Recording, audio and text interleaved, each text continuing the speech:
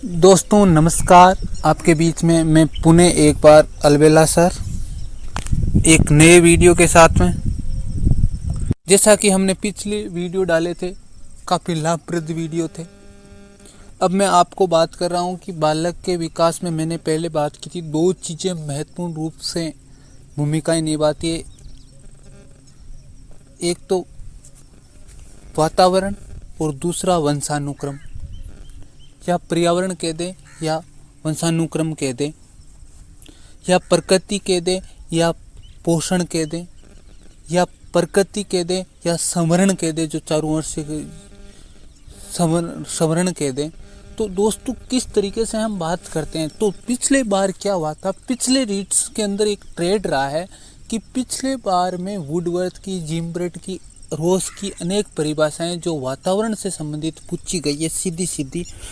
लेकिन हमें क्या करना पड़ता है, पेपर लाइन से हट करके भी कुछ पढ़ाई करनी पड़ती है, पिछले पेपर्स लाइन से हट करके, क्योंकि जितना वातावरण महत्वपूर्ण है उतना ही वंशानुक्रम महत्वपूर्ण है। रीट में या किसी अगले आने वाले एग्जाम में, सेकंड एग्जाम में जो बाल विकास में महत्वपूर्ण भूमिका निभाता है, वंशानुक्रम भी मैंने कहा था। तो क्यों न हम वंशानुक्रम की परिभाषाओं को याद करके जाएं, जो महत्वपूर्ण रूप से सिलेबस में चलती है, विभिन्न शैक्षणिक अनुसंधान परिषदों के सिलेबस में चलती है, उन परिभाषाओं को रट करके जाएं, ताकि हमारे पेपर में जैसे ही वंशानुक्रम की परिभाषा आए हम उसको सही कर दें और हमारे 1 नंबर या जो भी पेपर के अंदर 2 नंबर का प्रश्न है वो हमारे 2 अंक आ जाए सीधे सीधे। तो दोस्तों मैं बात करने जा रहा हूँ आज वंशानुक्रम की महत्वपूर्ण परिभाषाएं जो कि विद्वानों के द्वारा दी गई थी। ये ध्यान देना, ऑथेंटिक परिभाषाएं, रट लो इनको याद रखना है तो याद कर लो, सोते समय याद करो, चाय पीते समय याद करो, जैसे भी हो आप लिख लो एक पेज के अंदर, उसको पेज को सामने रखो, चाय पीते पीते याद कर लो, खाना खाते समय याद कर लो। ये परिभाषाएं ना चाय पीते समय, खाना खाते समय ऐसे याद की जाती है। बहुत ही खुशनुमा मौसम के बीच में ये वीडियो फिल्माया जा रहा है और इसमें मुझे अच्छी तरीके से पता होगा कि आपको अच्छा भी लगेगा वीडियो। और ये जो परिभाषाएं मैं 4 या 5 परिभाषाएं बताने जा रहा हूँ, इनको रट करके रखना। आपके जैसे ही पेपर में आएगी आप टिक कर देना कि ये परिभाषा मेरी ये है और मैंने यहाँ से पढ़ी थी, वास्तव में ये सही परिभाषा है, ऑथेंटिक परिभाषा है। तो दोस्तों मैं वंशानुक्रम की 4 परिभाषाओं के बारे में आज आपके बीच में बात कर रहा हूँ। पहली परिभाषा देख लीजिए, विद्वान का नाम है रूथ बेनेडिक्ट के अनुसार। ध्यान देना, वंशानुक्रम आप क्या जानते हो कि हम सब साधारण रूप से जानते हैं कि संतान के अंदर जो माता पिता या जो दूसरी पीढ़ियों के गुण आते हैं उनको हम क्या कहते हैं, वंशानुक्रम कहते हैं। तो ध्यान देना, रूथ बेनेडिक्ट क्या परिभाषा देता है कि वंशानुक्रम माता पिता से संतान को प्राप्त होने वाले गुणों का नाम है। सीधी सी बात है, जिस प्रकार से वंशानुक्रम की साधारण सी परिभाषा पढ़ देते हैं वैसी ही परिभाषा रूथ बेनेडिक्ट ने दी है। अब आपको कुछ याद करेंगे, रैप हो री, माता पिता संतान, ऐसा नहीं, आपको सीधा सीधा ध्यान रखना कि रूथ बेनेडिक्ट ने कहा है कि वह गुण जो माता पिता से संतानों में आते हैं उनका वंशानुक्रम नाम किसने दिया है, रूथ बेनेडिक्ट ने दिया है। इम्पोर्टेंट 1 नंबर परिभाषा हो गई जो आपको याद करके जानी है। रूथ बेनेडिक्ट क्या कहते हैं, वंशानुक्रम माता पिता से संतान को प्राप्त होने वाले गुणों का नाम ही है। मैं उन गुणों को ही क्या कहूँगा, वंशानुक्रम कहूँगा। कौन सा विद्वान कह रहा है, रूथ बेनेडिक्ट कह रहा है। अब ध्यान देना, दूसरी परिभाषा जो वंशानुक्रम की महत्वपूर्ण है, हेरिडिटी की महत्वपूर्ण है, वो वुडवर्थ की है। वुडवर्थ की एक परिभाषा आपको पता हो तो बहुत इम्पोर्टेंट है।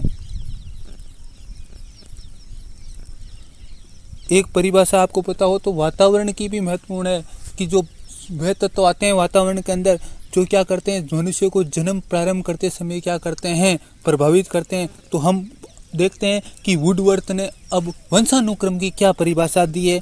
बहुत ही इम्पोर्टेंट परिभाषा है वंशानुक्रम की।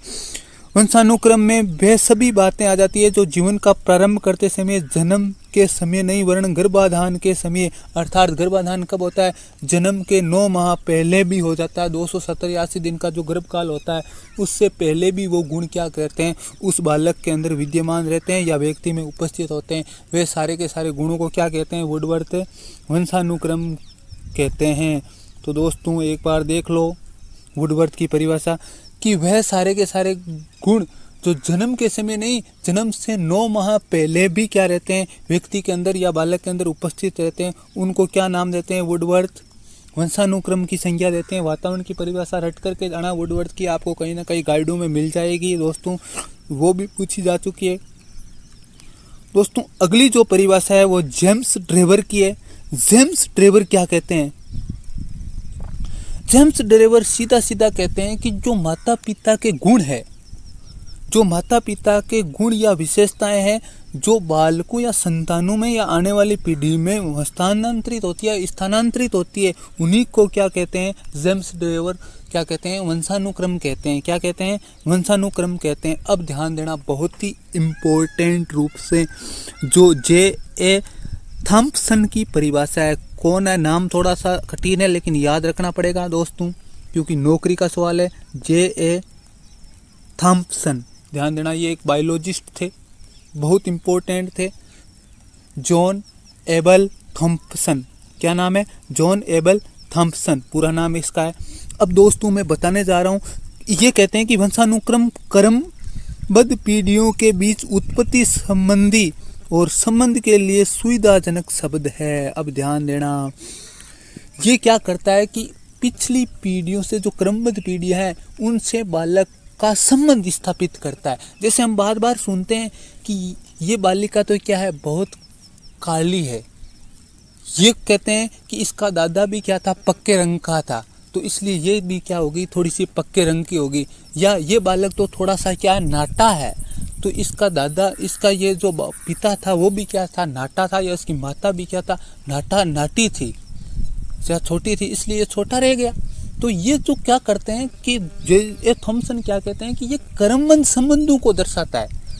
ये क्या करता है? क्रमबद्ध संबंधों को दर्शाता है, कि जो पीछे की पीढ़ियां हैं उस पीढ़ियों से जो हमारे संबंधों को दर्शाता है, कि ये बालिका ऐसी थी तो इसकी नानी ऐसी थी तो ये बालिका ऐसी हो गई, या ये इसका नाना ऐसा था तो ये बालक ऐसा हो गया। तो दोस्तों कहते हैं कि नर क्या करता है, ननिहाल पर जाता है। और ध्यान देना बहुत इम्पोर्टेंट, कि गुणों के अंदर समानता होनी भी ज़रूरी है, बहुत इम्पोर्टेंट रूप से, क्योंकि उस खानदान का पता चलता है कि वास्तव में वो उस खानदान से संबंधित है।